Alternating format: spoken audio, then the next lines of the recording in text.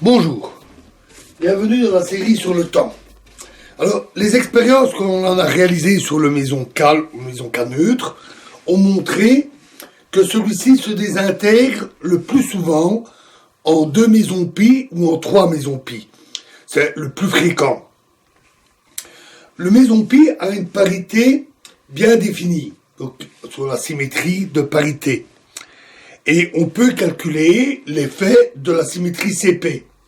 Si la symétrie CP était parfaitement conservée par l'interaction faible, alors on aurait des désintégrations comme K1, 0, donne pi plus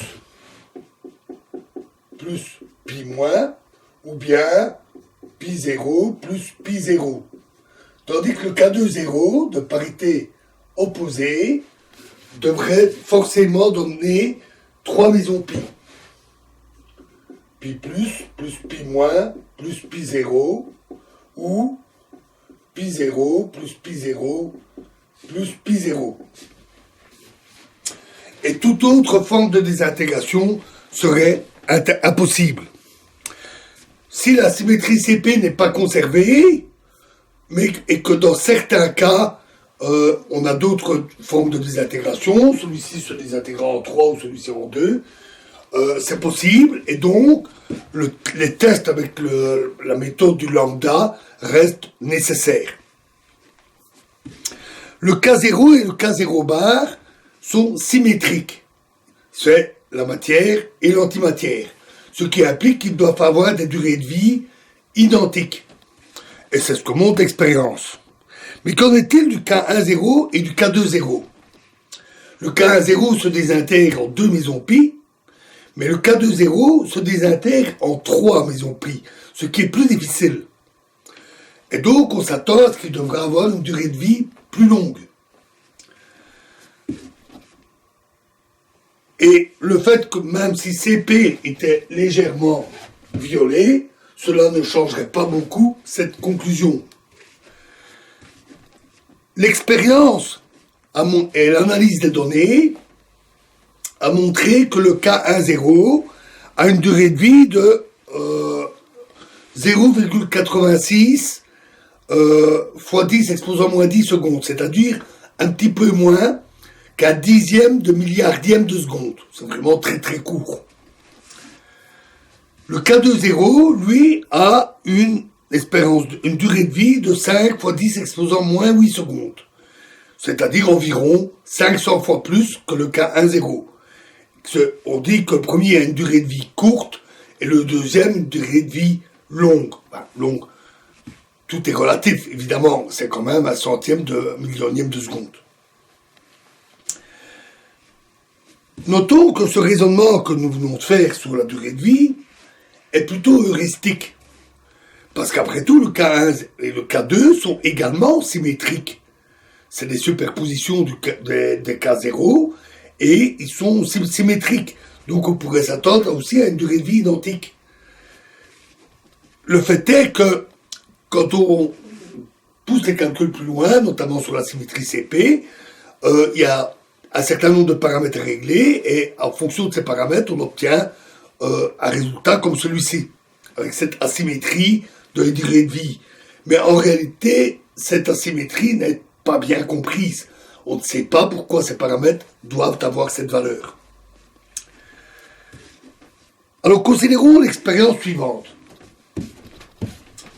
On a un accélérateur de protons et les protons sont envoyés sur une cible,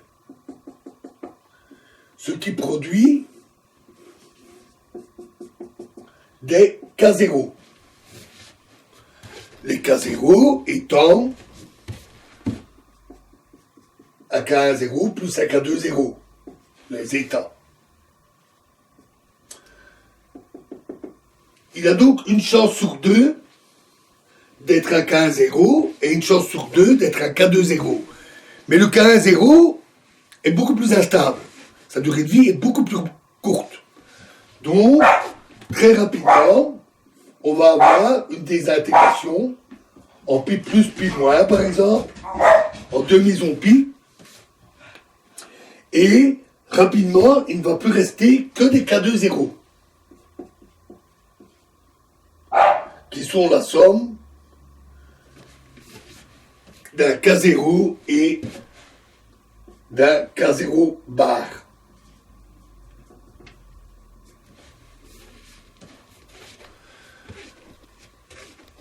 La moitié environ, puisqu'il a une chance sur deux d'être dans l'un ou l'autre état, la moitié environ vont se retrouver là. L'autre cible va servir à faire les tests pour le lambda 0. Mais le K2 0 est donc un état superposé, ce qui veut dire qu'il a une chance sur deux d'être un K0 bar, c'est-à-dire la particule d'antimatière.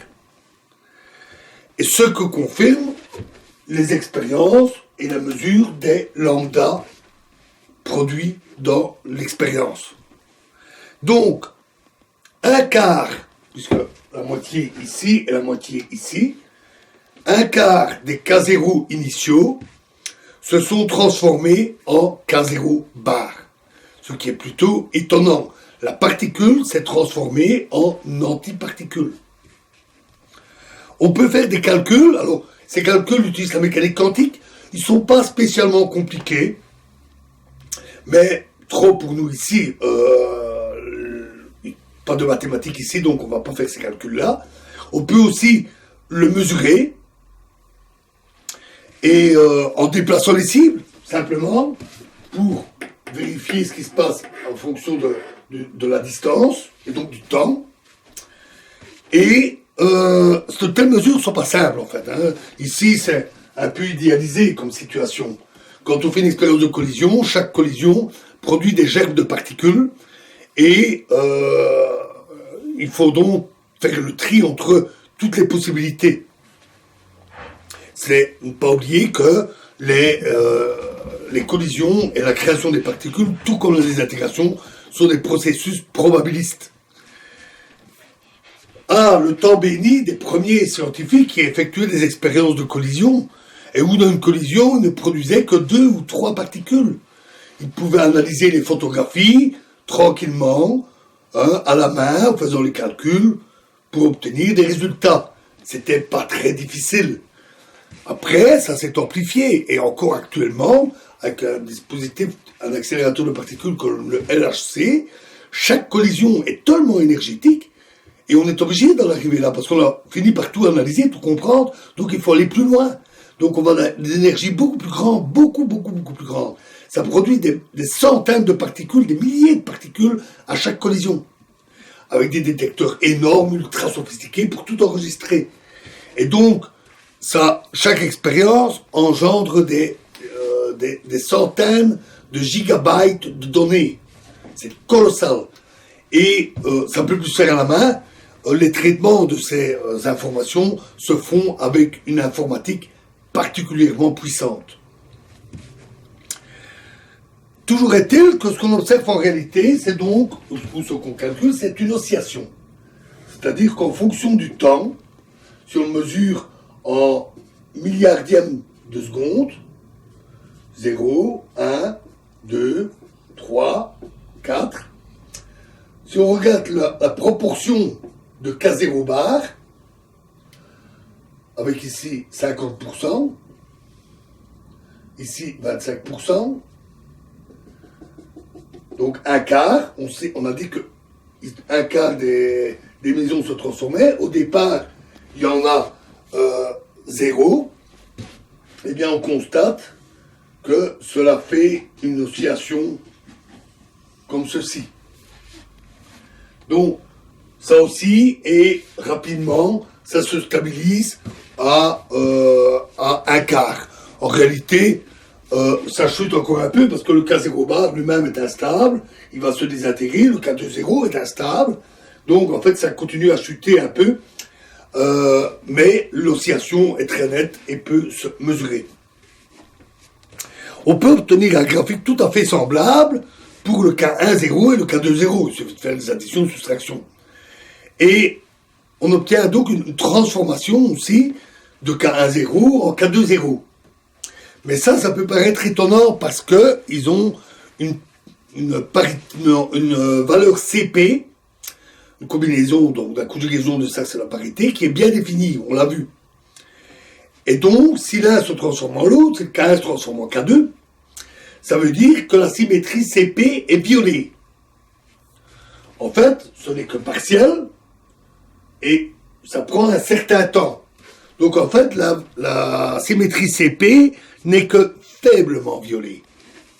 Mais elle est bien violée par le méson K neutre. Alors, revenons sur cette idée de matière-antimatière, particule-antiparticule. C'est là que, on peut dire, l'infiniment grand rejoint l'infiniment petit. On a parlé de cosmologie. On sait que l'univers est en expansion. Cela est une conséquence de la relativité générale, mais cela se constate aussi. On voit cette expansion, les galaxies s'éloignent avec une vitesse de récession qui est proportionnelle à leur distance. Et on mesure un âge de l'univers qui est d'environ 13,8 milliards d'années. Ce qui n'est pas très très long en vérité, puisque notre propre système solaire, le Soleil et ses planètes, est âgé de 4,5 milliards d'années, donc à peu près un peu plus du tiers de l'âge de l'univers. Au début, cela signifie que les galaxies étaient les unes sur les autres, puis la matière, le gaz, tout était comprimé. Et donc au début, on avait un gaz très dense et très chaud, et ionisé, avec des atomes et des électrons qui se baladent, et opaque, au rayonnement lumineux. Et c'est quand il s'est refroidi avec l'expansion que les électrons se sont liés aux atomes, pour former des atomes neutres, essentiellement de l'hydrogène. Et cela, c'est ce qu'on appelle la période de recombinaison, et en devenant neutre, le gaz est devenu transparent. Le rayonnement thermique, chaud, c'est d'environ 3000 degrés, c'est alors libéré et c'est mis à voyager. C'est ce que nous percevons actuellement comme le rayonnement fossile. Si on remonte encore avant, quand c'était encore plus dense, encore plus chaud, là, c'est les protons et les neutrons qui n'étaient même pas liés ensemble parce que les collisions étaient tellement violentes que ça détruisait tout noyau. Et en se refroidissant, à nouveau avec l'expansion, ces protons et ces neutrons se sont liés pour former des noyaux. On peut faire là aussi le calcul, et cela donne 75% d'hydrogène et 25% d'hélium, plus de petites quantités de deutérium, lithium et quelques atomes légers. Et l'observation des nuages de gaz confirme ce résultat. Si on remonte encore avant, quand c'était encore plus dense, encore plus chaud, dans ce cas, les collisions en particules étaient énormes et les particules s'annihilaient autant qu'elles se créaient. Il y avait constamment création de particules et d'antiparticules. Il y avait donc un parfait équilibre entre matière et antimatière. Puis, à nouveau, avec l'expansion, ça s'est refroidi, les collisions ont commencé à diminuer, et à ce moment-là, la matière et l'antimatière se sont annihilées, l'un avec l'autre. Mais pas totalement. Tout ne s'est pas annihilé. Sinon, il n'y aurait pas d'étoiles, il n'y aurait pas de planètes, on ne serait pas là. Il est resté un résidu de matière. L'antimatière est très rare. Même dans les rayons cosmiques, on détecte très peu d'antimatière. C'est essentiellement des protons, pas des antiprotons. L'antimatière, aussi loin qu'on regarde, est très rare. C'est surtout donc dans la matière qui est restée. Et l'écart entre matière et antimatière au départ, puisque une particule et une antiparticule s'annihilent, cela veut dire qu'il y avait un peu plus de matière au départ. Et le calcul pour la nucléosynthèse, qui est très sensible à ce résultat, parce que l'annihilation produit des photons très énergétiques. Et ceux-ci ont tendance à littéralement cuire les noyaux, à les détruire. Et donc, la nucléosynthèse est très sensible à ce mécanisme d'annihilation. Et le calcul montre que la quantité de matière était 1 milliardième de fois plus grande que la quantité d'antimatière. Donc, au départ, pour 1 milliard d'antiparticules, on devait avoir 1 milliard de particules. Voilà un écart extrêmement petit. 0,0000001%.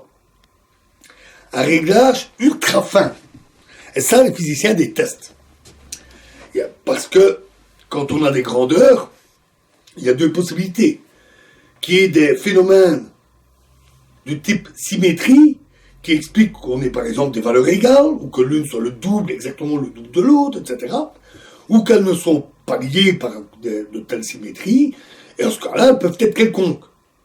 Et avoir un écart aussi fin est détestable, parce qu'il faudrait une coïncidence incroyable. Les physiciens n'aiment pas les coïncidences. Donc, c'est ce qu'on appelle l'énigme de la baryogenèse, c'est-à-dire la création de la matière, au départ. Et on fait alors l'hypothèse suivante. On suppose qu'au départ, la naissance de l'univers, pour peu que ce terme ait un sens, au départ, il y avait autant de matière que d'antimatière. Exactement autant. Puis, l'univers a évolué, très peu de temps. On parle là de millièmes de seconde, avec une expansion énorme au départ. Et un processus quelconque a dû favoriser la matière. Fait qu'au final, il y avait un tout petit peu plus de matière. Puis enfin, refroidissement, annihilation, et ce petit résidu est resté, ce petit résidu, c'est nous.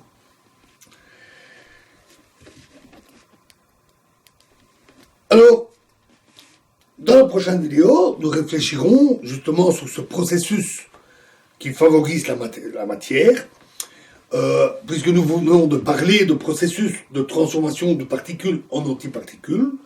Donc nous verrons ce que nous dit le meson K. Nous poserons des conditions, qui en fait sont les conditions de Sakharov, pour que de tels processus favorisant la matière puissent se produire.